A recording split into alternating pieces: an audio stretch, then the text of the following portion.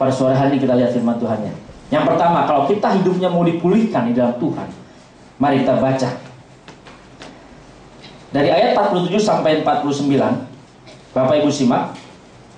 Ketika didengarnya bahwa itu adalah Yesus orang Nazaret, mulailah ia berseru, Yesus anak Daud, kasihanilah aku.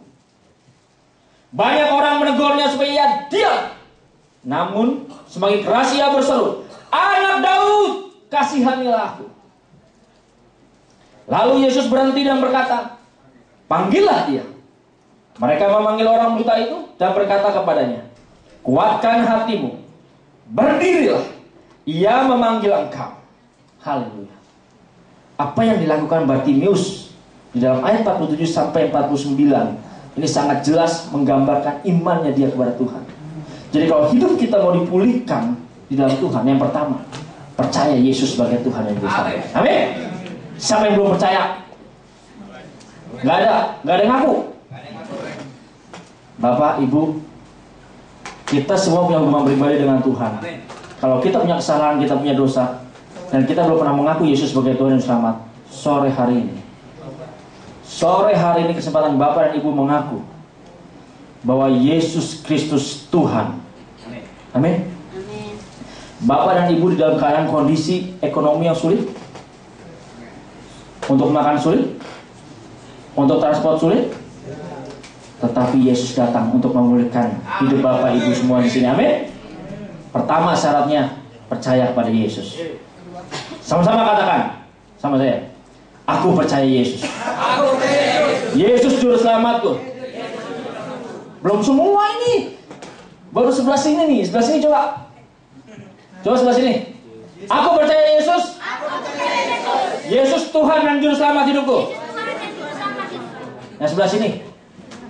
Aku percaya Yesus. Yesus Tuhan dan juru selamat hidupku. Sama-sama semuanya. Kalau ada yang tertidur, colek. Siap ya? Aku percaya Yesus. Yesus Tuhan dan juru selamatku. Salam kiri kanan. Yesus Tuhan juru selamat kita. Salam semuanya, ayo. Yang tidur bangunin. Kalau perlu tos. Ingat. Jadi yang pertama, kalau kita hidupnya mau dipulihkan, percaya kepada Yesus. Harus percaya kepada Yesus. Ingat, apa yang dilakukan Bartimeus ketika didengarnya bahwa itu adalah Yesus orang Nazaret, mulailah ia berseru, Yesus anak Daud, kasihanilah. Kenapa Bartimeus berseru? Bartimeus berseru, Yesus anak Daud. Berarti dia tahu siapa Yesus. Dia tahu bahwa Yesus itu bisa menyembuhkan. Dia tahu Yesus itu bisa memulihkan hidupnya dia. Makanya dia percaya, dia panggil. Karena dia percaya, dia berseru, Yesus. Tetapi apa yang dia dapati pada saat itu? Banyak orang menegurnya supaya diam. Sekarang nih, kalau teman-teman semuanya Bapak Ibu, ada yang, Yesus, aku gak punya uang, tolong Tuhan. Udah aku pekerjaan, temennya. Lu udah nganggur, gak punya uang, seru-seru nama Yesus. Nih. Percaya Tuhan Yesus pula. Ibadah di tempat ini pula. Buat apa sih ke gereja? Cuma duduk 2 jam dengan firman Tuhan. Terkadang sama-sama yang percaya Yesus yang mengatakan seperti ini. Bartimeus, dia dalam kondisi yang dia buta, dia benar-benar tidak bisa menikmati kondisi dunia ini. Dia merasakan bahwa dia tidak bisa menikmati apa yang Tuhan ciptakan di dunia ini. Dia merasa bahwa hidupnya sudah tidak ada artinya dan dia tidak berguna lagi. Tapi ketika dia mendengar Yesus datang, dia berseru kepada Yesus. Walaupun murid-murid Yesus mengatakan, "Hei, diam! Diam! Diam!" Seperti itu. Tetapi apa yang dilakukan oleh Bartimeus? Dia semakin keras. Semakin keras dia memanggil, Yesus! Semua sekarang panggil Yesus. Yesus! Lagi. Yesus! Haleluya. Seperti itu berseru pada Tuhan. Jangan malu, jangan gentar. Jangan takut. Oke? Bartimeus dihalangi, tidak boleh berseru, memanggil-manggil Yesus, tetapi dia semakin keras. Berarti apa? Dia benar-benar percaya bahwa Yesus itu yang bisa menolong dia. Amin. Yesus pada saat dipanggil pertama kali dia belum dengar, dia masih jalan kan? Tapi semua orang, "Weh, diam." Dia tidak takut, dia malah semakin keras dia memanggil. Dan apa hasilnya? Ketika dia memanggil Yesus semakin keras, Yesus berhenti. Ya kan? Ayat 49 dikatakan, lalu Yesus berhenti dan berkata, "Panggillah dia." Bapak Ibu punya masalah semuanya, amin? Yang gak punya masalah siapa? Semua punya masalah? Haleluya, masih punya masalah berarti masih ada kehidupan. Masih tetap semangat. Ya, masalah semakin ada, besok juga ada masalah. Hari ini ada masalah, besok ada masalah. Yang gak ada masalah hanya di dalam kubur. Semua punya masalah. Bartimeus punya masalah, tetapi dia percaya. Ketika dia berseru kepada Yesus, orang boleh menghimpit dia, boleh menghalangi dia, tetapi apa yang dilakukan? Dia berseru semakin keras lagi. Ketika kita punya masalah, kita berseru pada Yesus. Kita berseru kepada Yesus. Bartimeus dihalang-halangi supaya dia tidak boleh bertemu dengan Yesus. Yang menghalang-halangi murid-muridnya dan orang-orang sekitar Yesus. Kita punya masalah, kita datang kepada Tuhan. Seringkali saudara-saudara kita, orang-orang percaya menghalang-halangi kita untuk bertemu dengan Yesus. Betul? Tetapi apa yang dilakukan Bartimeus? Dia berseru semakin keras. Tantangan ada, tapi dia tetap percaya bahwa Yesus Tuhan dan Yesus bisa menolong. Dia tetap berharap. Pengharapan dia kepada Yesus. Boleh ada halangan, boleh ada rintangan, tapi tetap dia semakin berseru. Semakin ada halangan, semakin ada rintangan, dia semakin keras lagi. Semakin dia berjuang lagi. Kalau kita ada masalah, begitu dibentak, diam. Putus asa. Apa seperti itu yang Tuhan mau?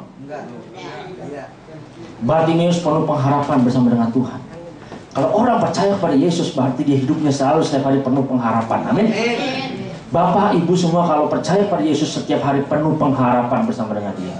Sesuatu hal yang mustahil, sesuatu hal yang kemungkinan tidak bisa kita raih, tapi kita bisa meraihnya di dalam Tuhan. Amin. Sudah sangat jelas. Bartimeus dihalang-halangi saat dia mau bertemu dengan Yesus, tetapi dia tetap berusaha keras. Dia tetap berjuang. Yesus, Anak Daud. Tapi dia berusaha. Dia dihalangi, ada rintangan, ada tantangan, betul?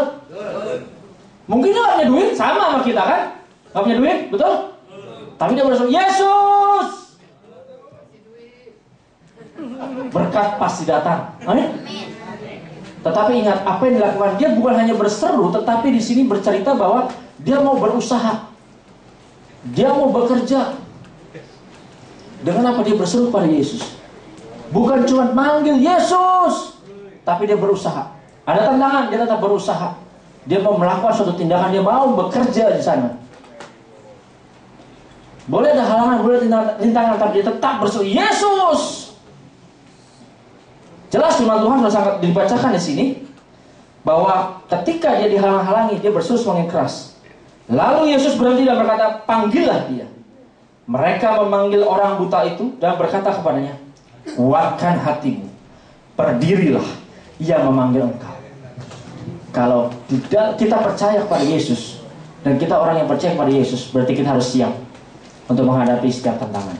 Bartimeus ketika dia, Yesus Anak Daud, kasihanilah aku, dihalangi. Yesus Anak Daud, kasihanilah aku. Yesus berhenti.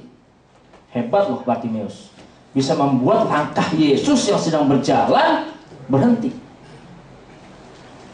Kenapa ketika kita punya masalah kita gak mau melangkah, Yesus tolong, belum dapat pertolongan, Yesus tolong? Kenapa kita tidak seperti Bartimeus yang terus berusaha membuat langkah Yesus yang sedang berjalan berhenti dan memberkati kita? Orang boleh melintangi, tapi kita berseru. Bartimeus berseru membuat langkah Tuhan Yesus terhenti dan berbalik memanggil Bartimius. Amin. Kita harus berusaha. Bapak Ibu nggak punya uang, tetap harus berusaha. Bukan cuma berdoa,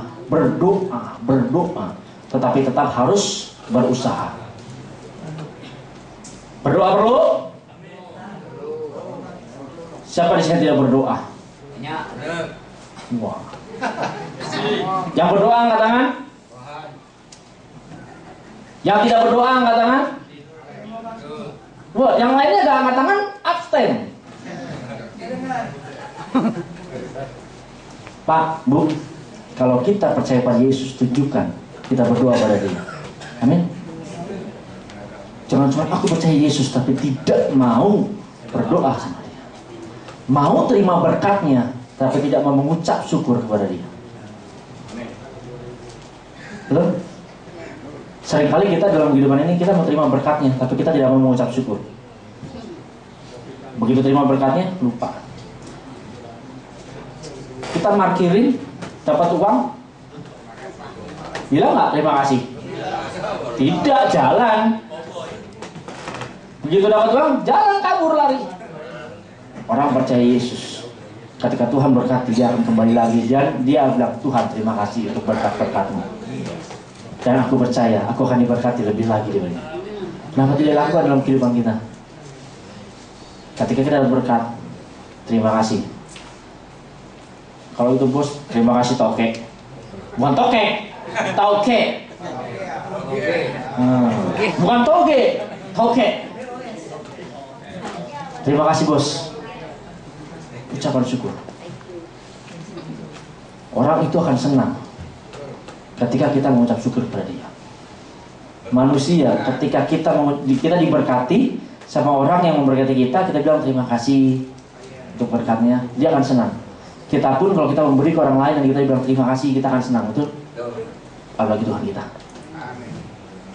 Ketika hati Tuhan kita disenangkan, Bapak Ibu semua pasti akan diberkati lebih lagi. Berkat-berkat itu sudah ada di semua di depan sana. Cuma kita mau mengambilnya atau tidak, mau meraihnya atau tidak. Jadi yang pertama, kalau hidup Bapak Ibu sekarang mau dipulihkan, percaya pada Yesus. Apapun masalahnya, percaya Yesus Tuhan. Amin. Jangan pernah tinggalkan dan lupakan itu. Bartimius berseru seperti Matius 7 ayat 7 dikatakan seperti ini. Mintalah, maka akan diberikan kepadamu. Carilah, maka kamu akan mendapat. Ketuklah, maka pintu akan dibukakan bagimu. Ketika Bartimius berseru, berarti dia meminta sama Tuhan. Dia buta. Orang boleh merendahkan dia, tetapi tetap berseru pada Yesus. Yesus tidak pernah melihat, oh dia si pengemis, oh dia orang buta, dia tidak berharga. Bapak Ibu, saya ingatkan sore hari ini, Bapak Ibu, Tuhan tidak pernah melihat Bapak Ibu ini miskin, Bapak Ibu tidak punya uang, Bapak Ibu susah. Tuhan tidak melihat itu, tapi Tuhan melihat hati Bapak Ibu bersaudara. Amin. Percaya atau tidak? Ingat, contoh orang percaya pada Yesus. Satu lagi, kalau kita percaya pada Yesus, firman Tuhan disampaikan, kita respon nggak? Kalau kita respon, berarti kita dapatkan berkat firman Tuhan itu. Amin. Contohnya orang itu merespon apa? Katakan amin. Ngerti nggak ngerti firman Tuhan disampaikan, kita ketika disampaikan amin, yes, amin, yes, haleluya. Kalau perlu berdiri, amin, yes, haleluya. Respon kita terhadap firman Tuhan yang disampaikan. Kalau kita diam aja, ya seperti itu kita dapat. Tapi ketika amin Tuhan, yes, itu untuk aku. Amin, yes, haleluya. Kita menerima berkat yang disampaikan itu. Ketika kita mendengar firman Tuhan, maka roh dan jiwa kita akan menjadi kuat. Tadi sudah nyanyi kan? Firman-Mu berkata kau besertaku, maka kuat roh dan jiwaku. Ingat, kalau kita mau kuat roh dan jiwa kita, berarti dengar firman Tuhan, responi. Amin. Haleluya. Responi firman Tuhan. Ingat, kalau mau dipulihkan, yang pertama tadi kita percaya kepada